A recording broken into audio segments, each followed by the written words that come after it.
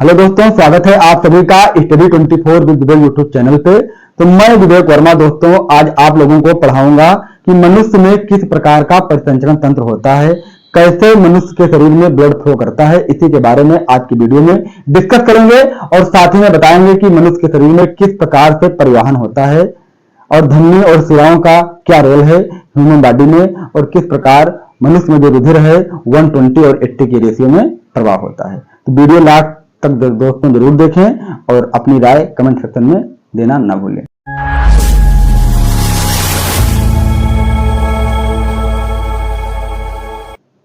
तो दोस्तों जैसा कि हमने बताया अभी इंट्रो में आप लोगों को कि आज के वीडियो में डिस्कस करने वाले हैं रक्त परिसंचरण, यानी किस प्रकार से रक्त परिसंचरण होता है ह्यूमन बॉडी में। और आप लोगों को पता होगा कि रक्त परिसंचरण की खोज किसने की थी, तो विलियम हार्वे ने। किसने की थी? विलियम हार्वे ने सबसे पहले खोज की थी किसकी? रक्त परिसंचरण की। यानी रक्त परिसंचरण का मतलब क्या हुआ कि किस प्रकार ह्यूमन बॉडी में ये और अदर एनिमल्स में किस प्रकार रक्त फ्लो होता है। ठीक है, तो इसकी खोज किसने की थी? विलियम हार्वे ने इसकी खोज सर्वप्रथम की थी। अब रक्त परिसंचरण जो दोस्तों होता है वह ओपन ब्लड सर्कुलेटरी सिस्टम होता है, यानी खुला रक्त परिसंचरण तंत्र। फिर दूसरा क्या होता है? क्लोज ब्लड सर्कुलेटरी सिस्टम, यानी कि बंद रक्त परिसंचरण तंत्र। तीसरा क्या है? मिक्स्ड ब्लड सर्कुलेटरी सिस्टम, यानी कि कुछ हिस्से में ओपन होगा और कुछ हिस्से में क्लोज होगा।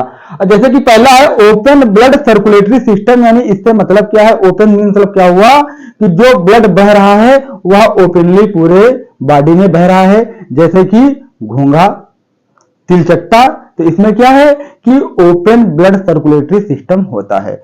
ठीक है, और जैसे नंबर 2 है क्लोज ब्लड सर्कुलेटरी सिस्टम, यानी इसमें क्लोज यानी नसों के द्वारा या नलियों के द्वारा क्या ब्लड बहता है, किसमें?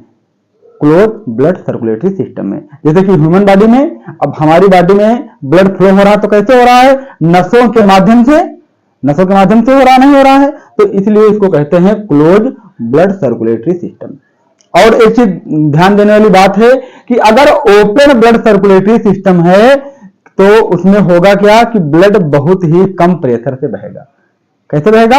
बहुत ही कम प्रेशर से। जैसे घोंघा है, तिलचट्टा है, तो इसमें क्या होता है कि ब्लड बहता है बहुत धीरे धीरे।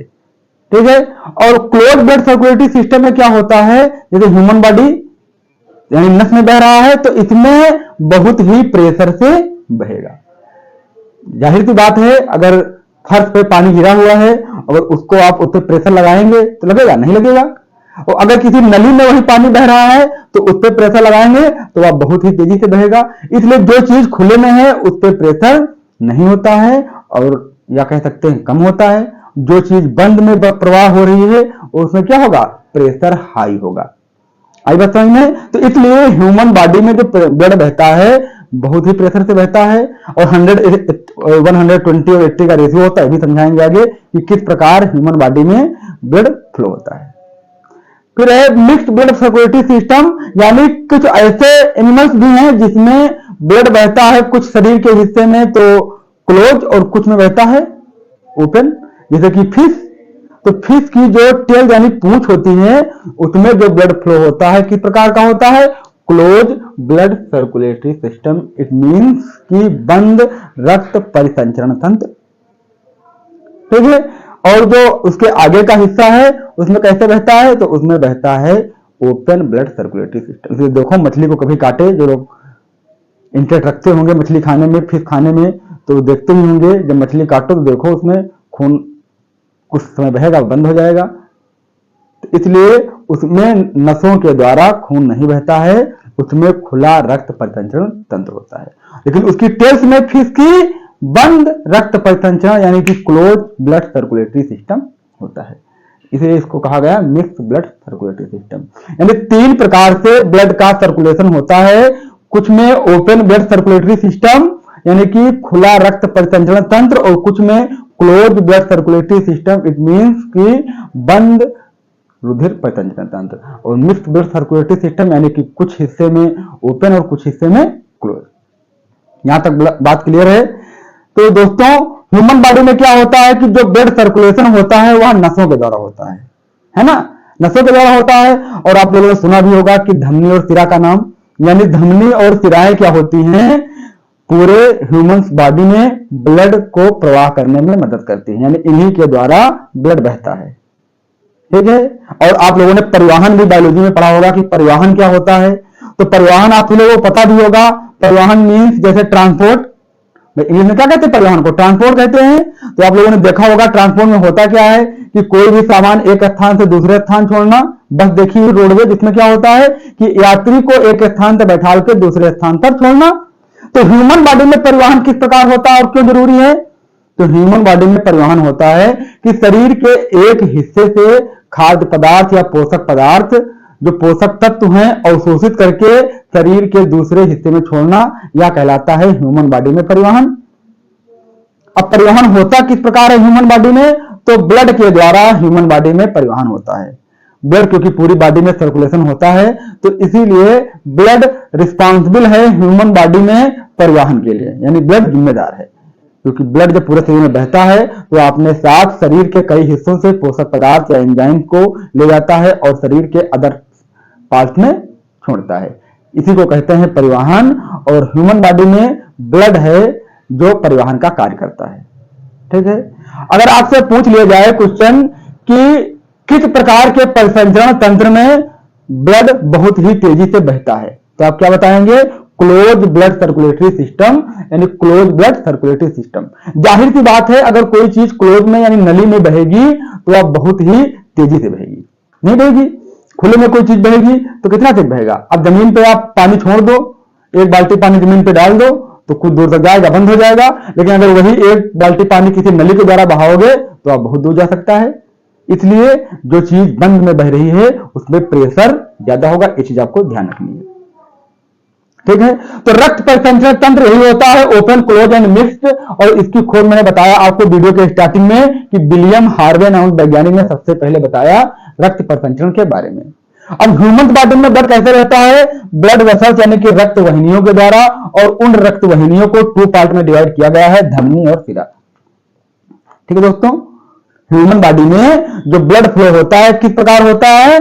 तो ब्लड वेसल्स के द्वारा, यानी कि रक्त वाहिनियों के द्वारा। रक्त वाहिनियां जिम्मेदार हैं ब्लड को फ्लो करने में ह्यूमन बॉडी में। अब ये 2 प्रकार की होती है, पहली होती है धमनी और दूसरी होती है शिरा। ठीक है दोस्तों। अब आप लोगों को पता होगा, जिन लोगों ने बायो पढ़ा है इससे पहले, कि धमनियों में किस प्रकार रुद्र बहता है और शिराओं में किस प्रकार बहता है। तो प्यारे दोस्तों, आपको बताना चाहूंगा कि जो धमनियों में ब्लड बहता है किस प्रकार बहता है, तो वह शुद्ध रुधिर बहता है। अब बात यहां पे आ गई शुद्ध रुधिर और अशुद्ध रुधिर की। तो शुद्ध रुधिर का मतलब क्या हुआ? यानी कि इसका मतलब यह नहीं है कि शुद्ध मतलब सही है, साफ है, और अशुद्ध का मतलब गंदा है। इसका मतलब दोस्तों ये नहीं है। इसका मतलब यहां पे शुद्ध का मतलब यहां पे यह है कि ऐसा रुधिर जो ऑक्सीजन युक्त है, जिसमें ऑक्सीजन मिल गई है, उसी को कहते हैं शुद्ध रुधिर, प्योर ब्लड। ठीक है। अशुद्ध रुधिर यानी ऑक्सीजन जिसमें नहीं है, ऐसे रुधिर में जिसमें ऑक्सीजन नहीं मिली हुई है, उसी को कहते हैं अशुद्ध रुधिर। आई बात समझ में? तो दोस्तों, धमनियों में हमेशा शुद्ध रुधिर बहता है। अब शुद्ध रुधिर बहता है तो कहां से कहां बहता होगा? हार्ट से पूरे शरीर में। कहां से बहता है? हार्ट से पूरे शरीर में, यानी हृदय से पूरे शरीर में ब्लड प्रवाह होता है। किनमें? धमनियों में। अब देखिए यहां पर दोस्तों एक बात समझने वाली है कि अगर हृदय से पूरे शरीर में ब्लड प्रवाह हो रहा है, कहां से? हृदय से होल बॉडी में अगर पूरा हृदय से होल बॉडी में अगर ब्लड प्रवाह हो रहा है, तो हृदय हमारा पंप करता है। भाई कोई चीज अगर पंप होगी तो पंप होने के बाद आपको पता है कि वह बहुत ही तेजी से प्रवाह होगी नहीं होगी? भाई पंप होने के बाद तेजी से प्रवाह होगी। तो इसलिए जो हार्ट से ब्लड प्रवाह होता है उसका प्रेशर कितना होता है? 120। कितना होता है? 120। हृदय से जो रुधिर प्रवाह होता है पूरे शरीर में, उसका प्रेशर होता है 120। अब हृदय से पूरे शरीर में रुधिर प्रवाह होता है, इसलिए यह रुधिर क्या है? शुद्ध रुधिर है। यानी कि कह सकते हैं कि धमनियों में शुद्ध रुधिर प्रवाह होता है, नंबर 1 पॉइंट। नंबर 2 पॉइंट कि धमनियों में हृदय से रुधिर पूरे शरीर में जाता है। एक अपवाद है क्या? फुफ्फुस धमनी। क्या है? फुफ्फुस धमनी को छोड़कर। किसको? फुफ्फुस धमनी। ठीक है। फुफ्फुस धमनी में फुफ्फुस धमनी को छोड़ करके बाकी सभी धमनियों में शुद्ध रुधिर बहता है। ये अपवाद है, लेकिन इसको समझने की बात है दोस्तों। अब फुफ्फुस धमनी में क्यों बहता है अशुद्ध रुधिर? क्योंकि हृदय से फुफ्फुस धमनी के द्वारा ब्लड कहां जाता है? फेफड़े के पास। कहां जाता है? फेफड़े के पास। किस लिए जाता है? शुद्ध होने के लिए, क्योंकि ऑक्सीजन कहां है? फेफड़े के पास। तो इसलिए हृदय से एक धमनी है फुफ्फुस धमनी, इसी के द्वारा ब्लड जाता है कहां? फेफड़े के पास। वहां से शुद्ध होकर के वापस फिर आता है हृदय के पास। फिर जब अगेन पंप होता है तब यह प्रेशर 120 इसका रहता है और यह पूरे शरीर में प्रभाव होता है। ठीक है। और एक बात और ध्यान देनी है कि जो धमनियां होती हैं कहां होती हैं? हमारे शरीर में गहराई पे। अब हाथ दिख रहा है आपको, अब हाथ में जो ऊपर नसें हैं तो ये क्या है? धमनी नहीं है, क्या है? सिराएं हैं। धमनियां हमेशा मोटी और शरीर के अंदरूनी भाग में होती हैं, यानी थोड़ा अंदर होते हैं, ऊपरी लेयर में नहीं, यानी अपर लेयर में नहीं होती हैं। ठीक है। और धमनियां क्या होती है? मोटी। देखो बताया हमने क्या होती है? मोटी होती हैं और इनका रंग रेड कलर का होता है। कैसा होता है? रेड कलर का। और धमनियों में शुद्ध रुधिर बहता है। तो 4 पॉइंट बताए कि धमनियों में हृदय से पूरे शरीर में खून बहता है, धमनियों में शुद्ध रुधिर बहता है। जो धमनियों में रुधिर बहता है उसका प्रेशर 120 होता है। ठीक है। एक धमनी फुफ्फुस धमनी को छोड़ करके, अब फुफ्फुस नाम क्या है? क्यों है इसका? क्योंकि फेफड़े में ब्लड जा रहा है कहां से? हृदय से। किस लिए? शुद्धिकरण के लिए। इसीलिए बताया गया कि अपवाद एक फुफ्फुस धमनी है, ऐसी धमनी जिसमें अशुद्ध रुधिर बहता है, क्योंकि जाता है फेफड़े के पास शुद्ध होने के लिए। तो दोस्तों, और धमनियां शरीर के अंदरूनी भाग में होती हैं और ये मोटी होती हैं। किससे? सिराओं की अपेक्षा। अब धमनी आपने याद कर लिया, तो इसी का अपोजिट है सिरा। यानी सिराओं में ब्लड बहता है, बॉडी से, होल बॉडी से हार्ट में आता है, यानी पूरे शरीर से हृदय में ब्लड आता है कहां? सिराओं के माध्यम से। आई बात समझो दोस्तों। और इसका प्रेशर क्या होता है? कम होता है। अब एक चीज और ध्यान देने वाली है कि धमनियों में वाल्व नहीं होती है, वाल्व नहीं होती, नो वाल्व।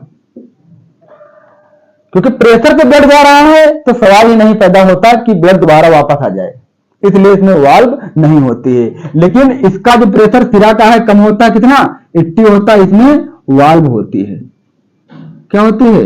वाल्व होती है। वाल्व क्या होती है दोस्तों? यहां पर समझने वाली बात है। तो वाल्व होती है कि जिसमें एक तरफ से कोई चीज जा सके, दूसरी तरफ जाएगी तो बंद हो जाएगी। ठीक है। तो इसलिए सिराओं में वाल्व होती है। और एक त्वचा के ऊपरी हिस्से पर ही होते हैं। आपकी कभी नस कटती है तो क्या कटती है? सिरा कटती है। अगर धमनी कट जाए तो इतनी मोटी धमनी होती है और इतने प्रेशर से ब्लड बहता है तो आप का काम हो जाएगा। ठीक है। और इनका तो सिराएं होती दोस्तों एक पतली होती हैं और इनका कलर नीला होता है। मैंने बताया आपको कि सिराओं में अशुद्ध रुधिर बहता है। एक अपवाद इसमें भी है, कौन सी?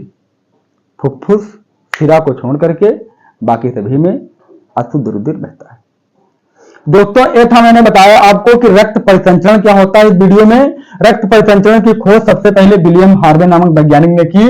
और दोस्तों, ओपन ब्लड सर्कुलेटरी सिस्टम बताया, यानी कि इसमें बिना प्रेशर के ब्लड बहता है। ओपन है तो दोस्तों प्रेशर कम रहेगा।